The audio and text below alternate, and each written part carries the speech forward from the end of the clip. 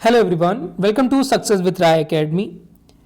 21 नवंबर 2023 के दैनिक जागरण के राष्ट्रीय संस्करण को आज के इस वीडियो में हम डिस्कस करेंगे। तो चलिए वीडियो को स्टार्ट करते हैं। और यहाँ पर सबसे जो पहली न्यूज़ ली गई है, 3 साल से क्या कर रहे थे राज्यपाल। ये तमिलनाडु का मामला है और बिलों की जो मंजूरी लटकाए रखी गई है, सुप्रीम कोर्ट ने इस पर सवाल किया है।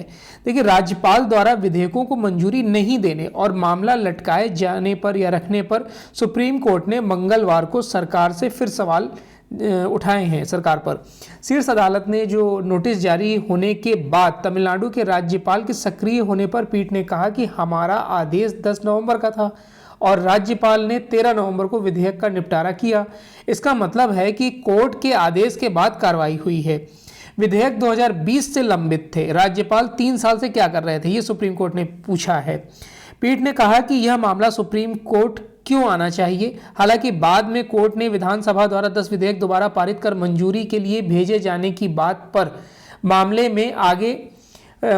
में आगे राज्यपाल के फैसले का इंतजार करने के लिए तमिलनाडु की याचिका पर सुनवाई 1 दिसंबर तक के लिए टाल दी है।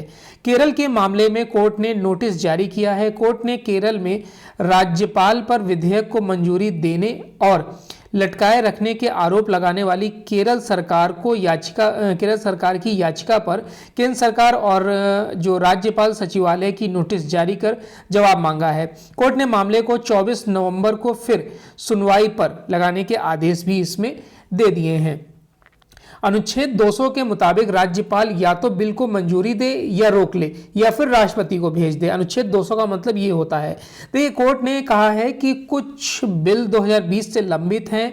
3 साल से राज्यपाल क्या कर रहे थे, तो अटॉर्नी जनरल का कहना था कि वर्तमान राज्यपाल RN रवि ने नवंबर 2021 में पदभार संभाला है।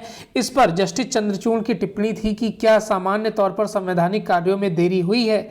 तमिलनाडु सरकार का कहना था कि राज्यपाल को विधेयक वापस करते समय कारण बताना चाहिए था। उन्होंने सिर्फ इतना लिखा कि मंजूरी रोक ली गई है। चीफ जस्टिस ने कहा कि संविधान के अनुच्छेद 200 के मुताबिक राज्यपाल या तो बिल को पास कर सकता है या फिर बिल को रोक सकता है या राष्ट्रपति को भेज सकता है। यानी कि इन तीनों में से कोई तो एक कार्य उनको करना चाहिए था, जो नहीं हुआ।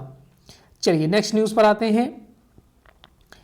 नेक्स्ट न्यूज है, सनातन को खत्म कर देना चाहती है कांग्रेस, मोदी। अब देखिए, प्रधानमंत्री नरेंद्र मोदी जो चुनावी रैलियां कर रहे हैं उसमें वो लगातार कांग्रेस को टारगेट कर रहे हैं और कभी बोलते हैं कि वो आपसी लड़ाई में कांग्रेस बर्बाद हो रही है, फिर कहते हैं कि इनके पास सक्षम नेतृत्व नहीं है, कोई उचित चेहरा नहीं है इनके पास, ना मुख्यमंत्री पद के लिए ना प्रधानमंत्री पद के लिए। उसके बाद अब इन्होंने स्टेटमेंट दिया है कि जो कांग्रेस है वो सनातन को या कह सकते हैं हिंदुत्व को खत्म करना चाहती है। भ्रष्टाचार, तुष्टीकरण और वंशवाद को लेकर कांग्रेस पर निशाना साधते हुए प्रधानमंत्री मोदी ने कहा कि कांग्रेस के लिए वंशवाद की रणनीति ही सब कुछ है। तुष्टीकरण के अलावा कांग्रेस को कुछ भी समझ में नहीं आता है। कांग्रेस सरकार तुष्टीकरण की रणनीति या राजनीति के अलावा कुछ भी नहीं सोच सकती है। नेक्स्ट न्यूज है कि एयर इंडिया के विमान को उड़ाने की धमकी मामले में पन्नू के खिलाफ FIR।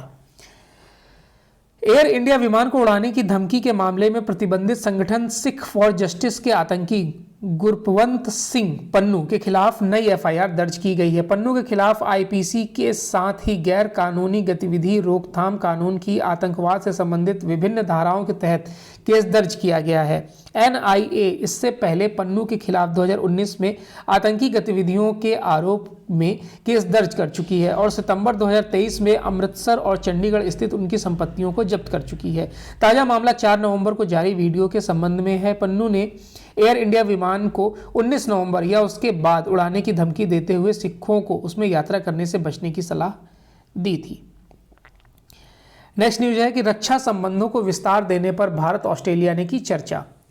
देखिए, रक्षा सहयोग बढ़ाने और महत्वपूर्ण खनिजों एवं व्यापार व निवेश जैसे क्षेत्रों में रणनीतिक संबंधों को गहरा करने के लिए भारत और ऑस्ट्रेलिया ने सोमवार को 2+2 मंत्री स्तरीय वार्ता की है।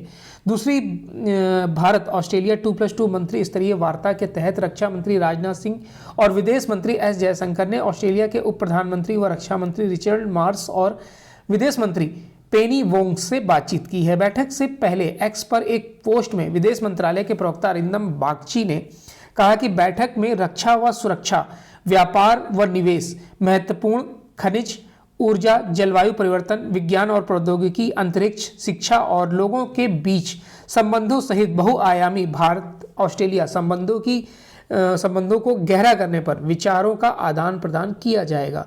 क्षेत्रीय और वैश्विक मुद्दे में भी ये एजेंडा रखा गया है। राजनाथ सिंह और रिचर्ड मार्स की जो अलग से भी मुलाकात हुई, जिसमें दोनों ने इस बात पर सहमति व्यक्त की कि एक मजबूत द्विपक्षीय साझेदारी न सिर्फ दोनों देशों के लिए बल्कि हिंद प्रशांत की समग्र सुरक्षा के लिए भी अच्छी होगी।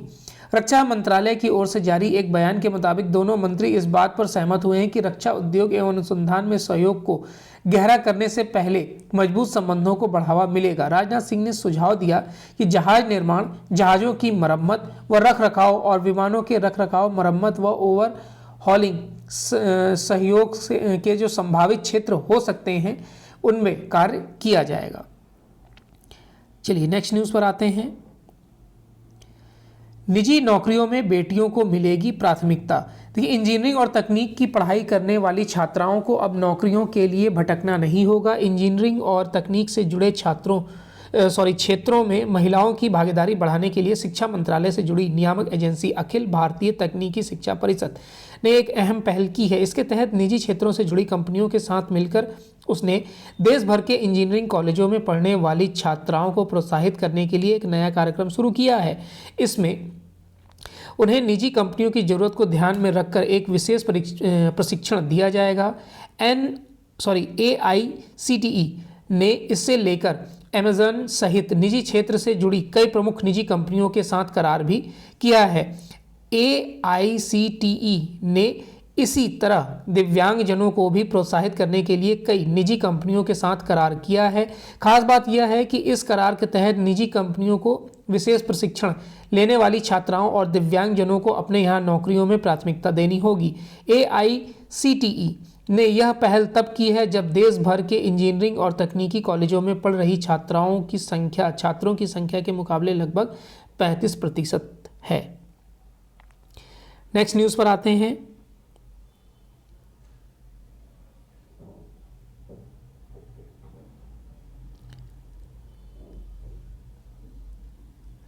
मनमाफिक तरीके से जजों के स्थानांतरण को स्वीकृति दे रहा है केंद्र। सुप्रीम कोर्ट ने हाई कोर्ट के जजों के स्थानांतरण के लिए कोलेजियम की सिफारिश को मंजूरी देने में केंद्र के रवैये को मनमाफिक तरीके से चुनाव वाला बताया है और कहा है कि इससे अच्छा संदेश नहीं जाता है। शीर्ष अदालत ने कहा कि स्थानांतरण के लिए कोलेजियम ने 11 नामों की सिफारिश की थी, जिसमें से 5 का स्थानांतरण कर दिया गया है, लेकिन 6 अभी भी लंबित हैं। इनमें से 4 गुजरात हाई कोर्ट और एक इलाहाबाद एवं दिल्ली हाई कोर्ट से है।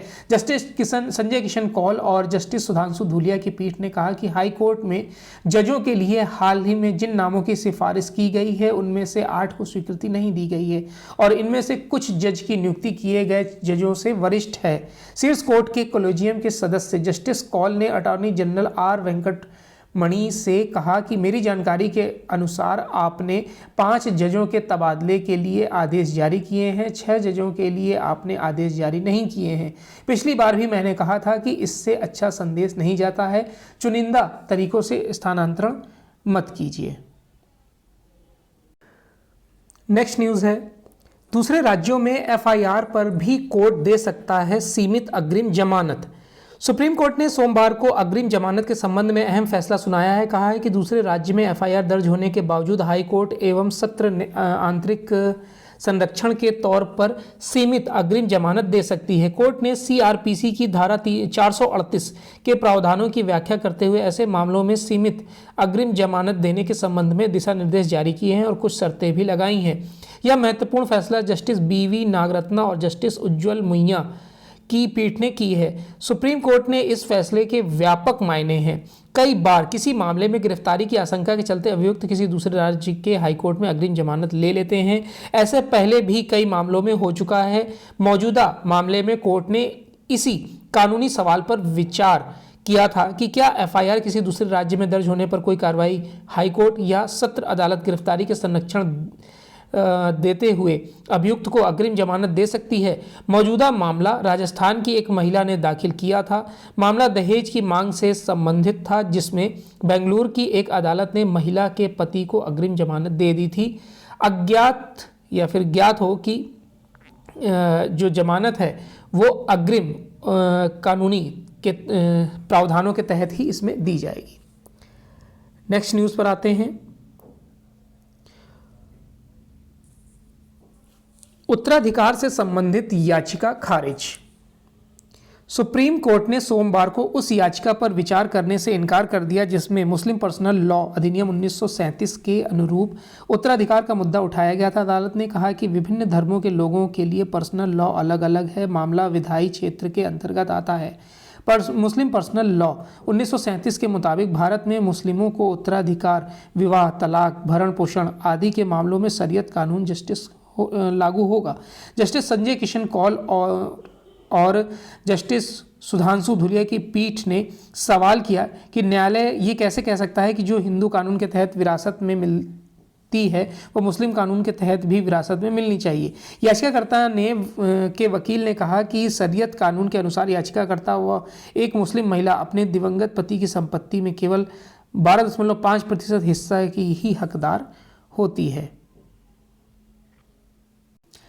नेक्स्ट न्यूज़ है वन नेशन वन इलेक्शन राष्ट्रीय हित का मुद्दा। कोविंद। पूर्व राष्ट्रपति रामनाथ कोविंद ने कहा है कि वन नेशन वन इलेक्शन राष्ट्रीय हित का मुद्दा है। इसमें किसी प्रकार का भेदभाव नहीं है। इसमें सबसे बड़ा लाभ जनता को होगा। चुनाव में राजस्व की बचत होगी तो विकास कार्यों में लगाई जाएगी। संसदीय समिति, नीति आयोग सहित कई अन्य कमेटियों की रिपोर्ट आ चुकी है जिसमें कहा गया है कि देश में वन नेशन वन इलेक्शन की परंपरा फिर से लागू होनी चाहिए। बता दें कि Ramnath Kovind one nation one election के लिए गठित उच्च स्तरीय समिति के अध्यक्ष हैं। वह सोमवार को यहां एक वैवाहिक कार्यक्रम में शामिल होने के लिए आए थे। वह ITI गेस्ट हाउस में रुके और महत्वपूर्ण मुद्दे पर अपने विचार उन्होंने रखे हैं। चलिए नेक्स्ट न्यूज़ है कि भारत में अमेरिकी वीज़ा जारी करने की गति तेज, प्रतीक्षा समय में कमी। गॉर्सटी। भारत में अमेरिका के राजदूत एरिक गॉर्सटी ने सोमवार को कहा कि अमेरिका भारत में वीज़ा जारी करने की गति तेज कर रहा है। कहा छात्रों और पर्यटकों के लिए अमेरिका वीज़ा के लिए प्रतीक्षा समय कम होकर 6 महीने से 1 साल तक हो गया है। अमेरिकी राजदूत ने कहा कि भारत में जारी होने वाले अमेरिकी वीज़ा की संख्या हाल के हफ्तों में बैकलॉग को खत्म करने के अभियान के हिस्से के रूप में 1/3 बढ़ गई है। इसके साथ ही उन्होंने कहा कि बेंगलुरु और अहमदाबाद में जल्द ही नए वाणिज्यिक दूतावास खोले जाएंगे। वहीं राजधानी दिल्ली में एक कार्यक्रम के दौरान गॉर्सटी ने विभिन्न मुद्दों पर अपने विचार व्यक्त किए। कहा कि आर्टिफिशियल इंटेलिजेंस के दुष्परिणामों का सामना करने से बचने के लिए दोनों देशों द्वारा नियामक ढांचे पर गहन विचार करना चाहिए।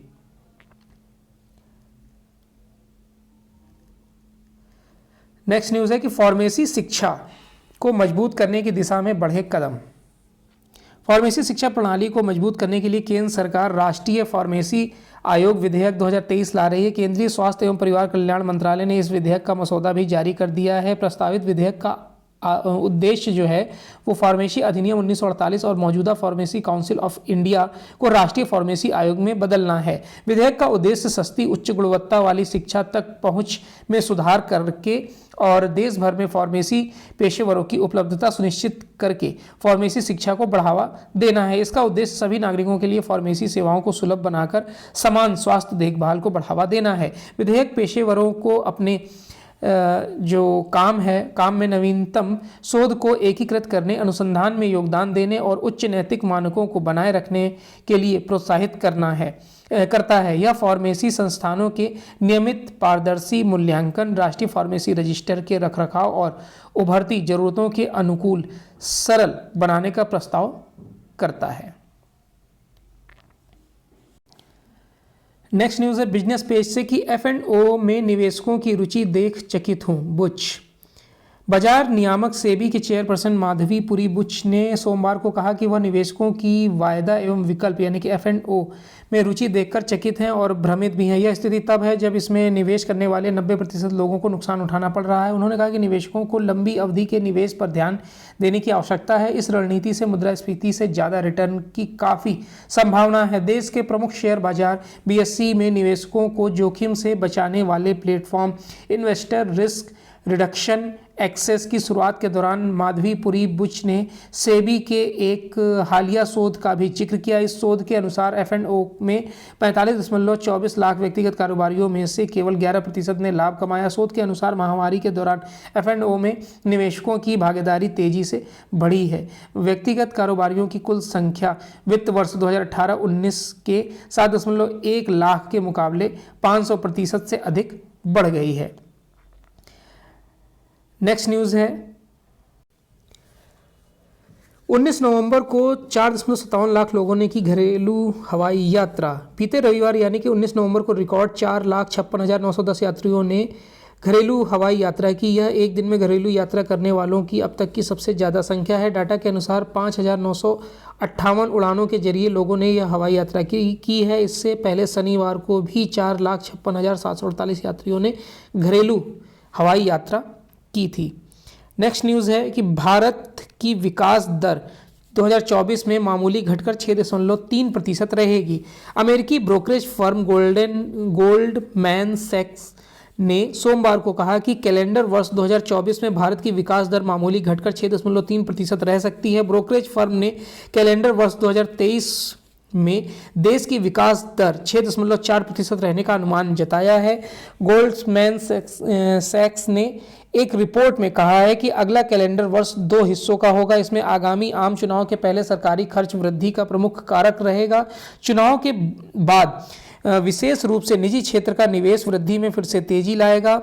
और वित्तीय वर्ष के लिहाज से ब्रोकरेज फर्म ने उम्मीद जताई है कि वित्त वर्ष 2024-25 में विकास दर बढ़कर 6.5% हो जाएगी। नेक्स्ट न्यूज़ है इंटरनेशनल पेज से।